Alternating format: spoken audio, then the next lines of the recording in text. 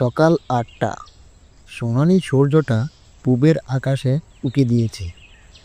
রোদের আলো জানালা দিয়ে আমার ঘরে এসে পড়ছে। ঘুম থেকে উঠেই প্রত্যেক দিনের মতো চলে গেলাম পাড়ার চায়ের দোকানে।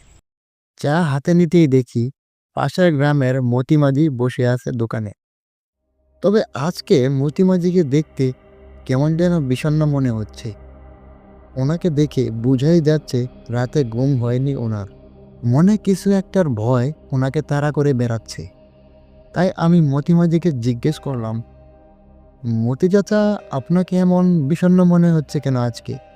তখন মতিমাঝি বললেন, যে জিনিস দেখেছি কাল রাতে বেঁচে আছি যে এটাই বেশি। তখন আমি জিজ্ঞেস করলাম, কি এমন দেখেছেন মতি চাচা? তখন মতিমাঝি বলা শুরু করলো, কাল রাতে পূবের গায়ের লোকজনকে নামিয়ে দিয়ে নৌকা নিয়ে বাড়িতে ফিরছিলাম। রাত তখন প্রায় 11টা বাজে হয়তো।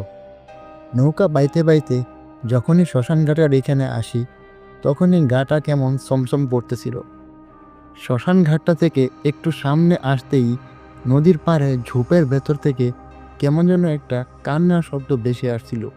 আমি ওই ঝোপের দিকে ভালো করে তাকাতেই দেখি ভয়ঙ্কর রূপে কিছু একটা তাকিয়ে আছে আমার দিকে আর বিকট শব্দ করছে। তখন আর আমার বুঝতে বাকি রইল না আমি আজকে কিসের পাল্লায় পড়েছি। তখন আমি কোনো দিকে না তাকিয়ে শরীরের সব শক্তি দিয়ে নৌকা বাইতে থাকি।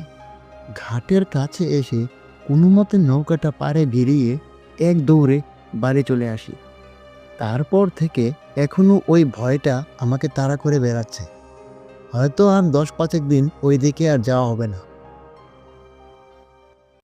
ভিডিওটি ভালো লাগলে চ্যানেলটি সাবস্ক্রাইব করে পাশে থাকুন। ধন্যবাদ।